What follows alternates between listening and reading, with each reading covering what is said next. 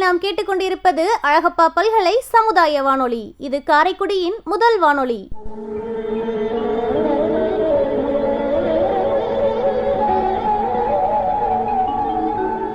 கோடி கொடுத்த கொடைஞன்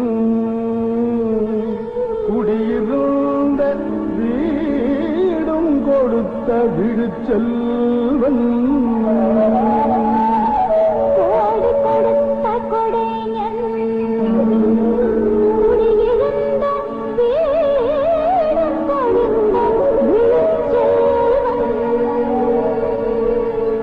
தேடியும் அள்ளி கொடுத்த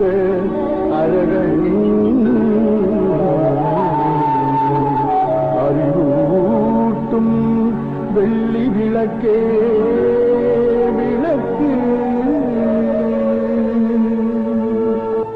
இந்திய அரசு அறிவியல் தொழில்நுட்பத்துறையின் விக்யான் பிரசார் மற்றும் காரைக்குடி அழகப்பா பல்கலைக்கழகம் இணைந்து வழங்கும் அறிவியல் பாலம் புதிய தொடர் நிகழ்ச்சி அனுபவ் திட்டத்தின் பரவலாக்கம்.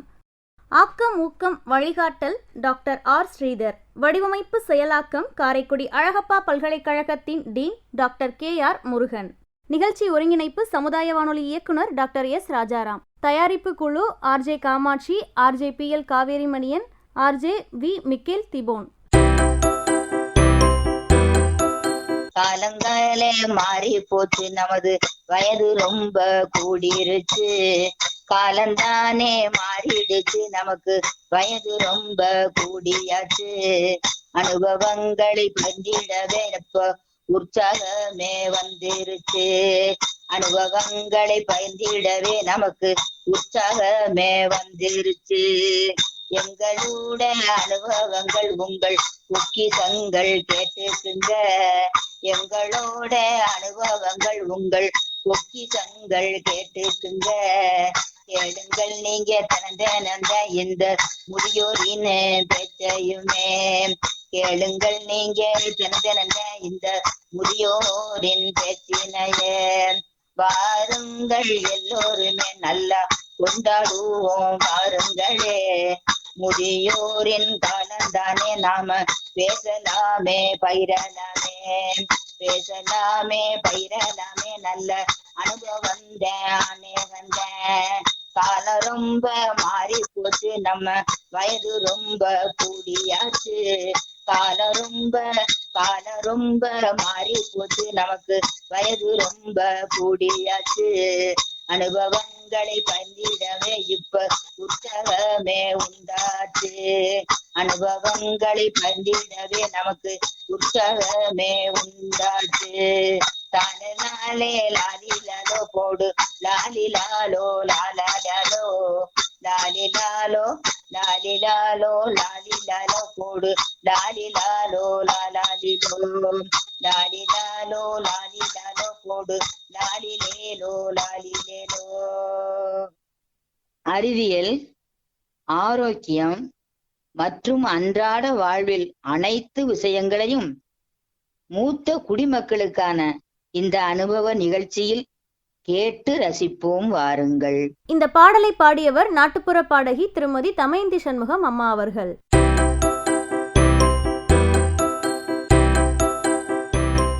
அறிவியல் பாலம் தொடரில் இன்று முதல் அறிவியல் விழிப்புணர்வு மூத்த குடிமக்களிடம் பரவலாக சென்று சேராததற்கு காரணம் அறியாமையா ஆர்வமின்மையா என்ற தலைப்பில் சிறப்பு பட்டிமன்றம்.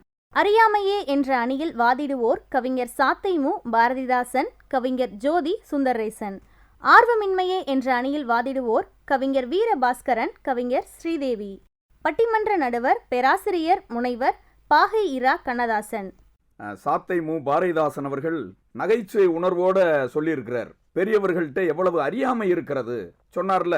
அந்த டிவியில் போய் மஞ்ச கயிறை கட்டுறது, சிவப்பு கயிறை கட்டுறது, அந்த அளவுக்கு அறியாமை மேலோங்கி இருக்கு பெரியவங்கள்ட்ட அப்படிங்கிறதெல்லாம் சொன்னார். அது என்னவோ உண்மைதான். இன்னைக்கும் பார்த்தீங்கன்னா ஒரு எலுமிச்சம்பழத்தில் ஒரு பொட்டை தடவி யார் வீட்டுக்குள்ளையாவது உருட்டி விட்டோம்னு வச்சுக்கிறோங்க, அதோட செத்தான் 3 மாதம் கோயில் அது இது பில்லி சூனியா ஆகா ஓகான்னு பல்வேறு விதமான மூடப்பழக்க வழக்கங்கள் கலந்த அறியாமை இருக்கிறதுன்னு ஒரு பெரிய குற்றச்சாட்டை வச்சார். அடுத்து செல்போனை பற்றிலாம் தண்ணி ஊத்துனதையெல்லாம் சொன்னார். அடுத்து பாரதிதாசனையா தண்ணி ஊத்துனதை பற்றி சொன்னீங்க, ஆனால் அதுவே ஒரு அறிவியல் செய்தி தான். ஒரு இறந்தவர்களை தூக்கி செல்லுகிற பொழுது அந்த தண்ணீரை ஊற்றி விடுவது என்பது கிருமிகள் செல்ல வேண்டும் என்பதற்காக தமிழன் கண்டுபிடிச்சது.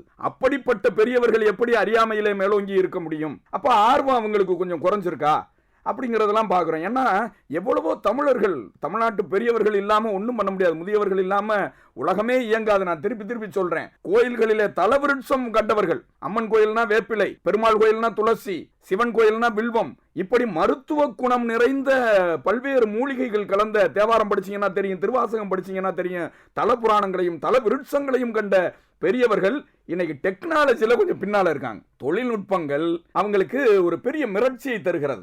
இதெல்லாம் எதுக்கு? இதை வச்சு நம்ம என்ன பண்ண போறோம்? பேரம்பிள்ளை பேரப்பத்திகள் பேத்தியெல்லாம் வரும்போது கூட அந்த செல்போனை பார்த்தோன்னே அவங்களுக்கு ஒரு பயம். அது என்ன, சில நேரங்களெல்லாம் போன் வந்துச்சுன்னா டிவி ரிமோட்டை தூக்கிக்கிட்டு மாடிக்கு போகுது சில பெரியவர்கள். அதனால தெரியல எது செல்லு எது ரிமோட்டு, ஒரு புரிய முடியாத சூழலிலே இன்றைக்கு உலகம் இயங்குகிறது. அப்ப அவர்களிடம் அறியாமைதான் மேலோங்கி இருக்கிறதுன்னு அணித்தலைவர் ரொம்ப அற்புதமாக இந்த பட்டிமன்றத்தை தொடங்கி இருக்கிறார். அதை மறுத்து பேச வேண்டும் என்று சொன்னால் இன்னைக்கு டெக்னாலஜி தொழில்நுட்பம் தெரிஞ்ச இளைய தலைமுறை தான் பேசணும். பெரியவர்கள்ட்ட அறியாமை நீங்க எப்படி சொல்லுவீங்க? அவங்கள்ட்ட ஆர்வம் குறைந்து இருக்கிறது, இதெல்லாம் எங்களுக்கு தேவையில்லை, எங்களை விட்டுருங்கப்பா அப்படின்னு ஒதுங்கிறதுனால வர்ற விளைவுதான் என்று பேசுவதற்காக அருமை தம்பி ஆய்வு மாணவர் வீர பாஸ்கரன் அவர்களை அன்போடு இந்த மன்றத்திலே அழைக்கிறேன். வாங்க தம்பி.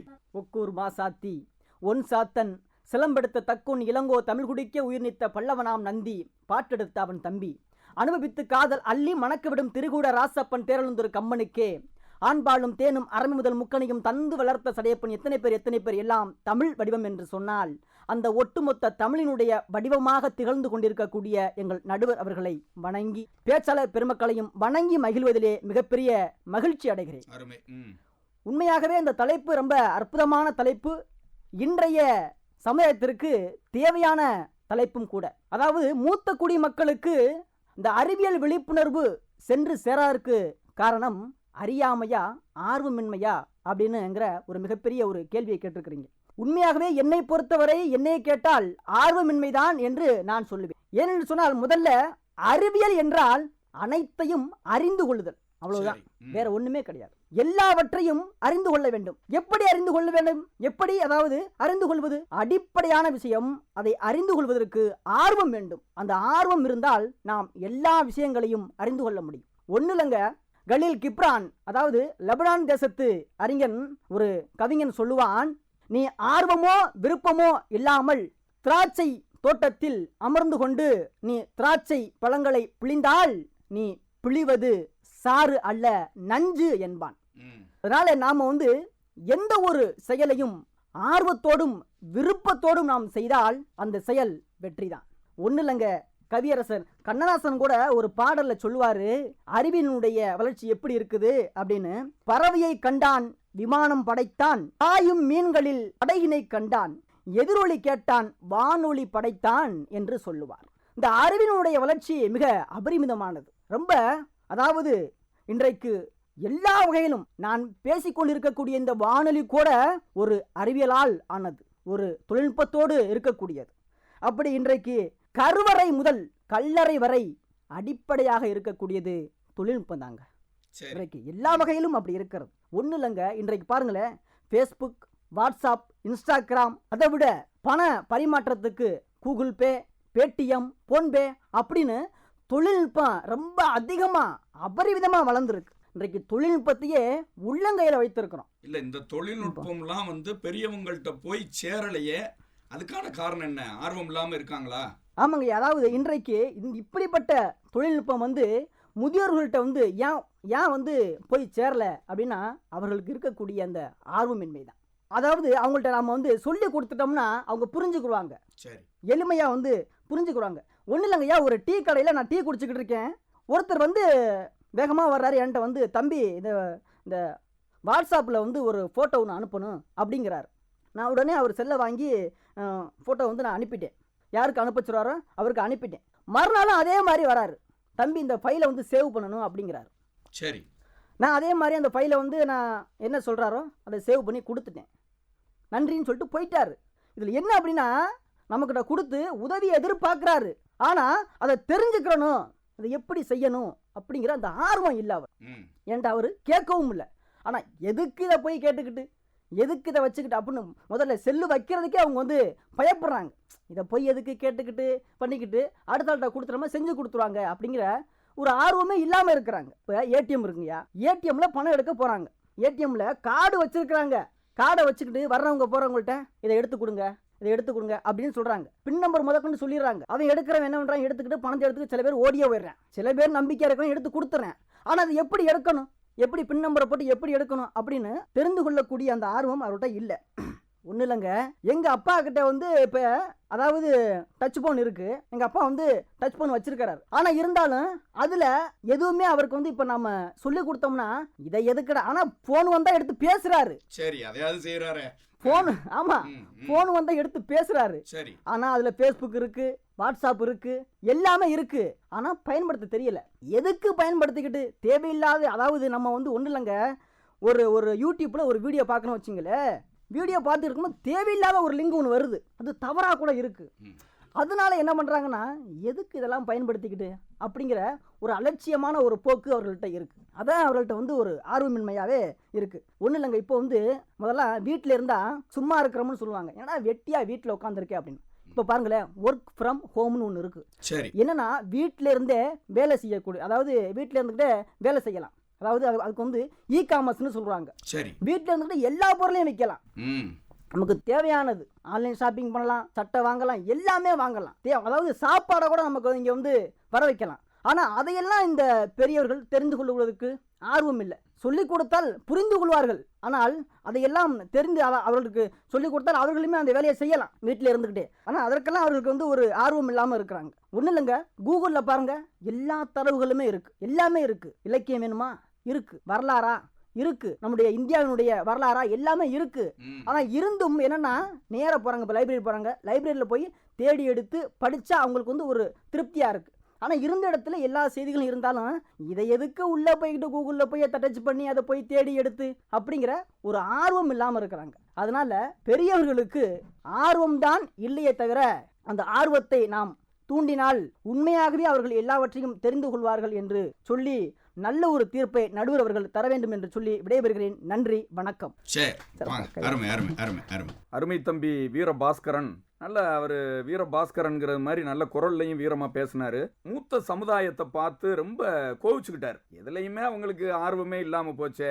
இப்பவும் வந்து கூகுள் பே, நெட் பேங்கிங்லாம் வந்ததுக்கு பின்னாடி நாங்கள் வரிசையில் தான் போய் ஒரு ஓய்வூதியத்தை வாங்குறது கூட நாங்கள் வரிசையில் தான் போய் நிற்போம் அப்படின்னு நிற்கிறாங்களே, கற்றுக்கிறனுங்கிற ஆர்வம் இல்லையேன்னு சொன்னார். அவர் சொன்னதுலேருந்து எனக்கு என்ன தோணுதுன்னா, பழமையிலே இன்னும் ஊறி திளைத்திருக்கிறார்களே ஒழிய இன்றைக்கு இருக்கிற நவீன தொழில்நுட்பங்களை கற்றுக்கொள்கிற ஆர்வம் அவர்களிடம் இல்லை.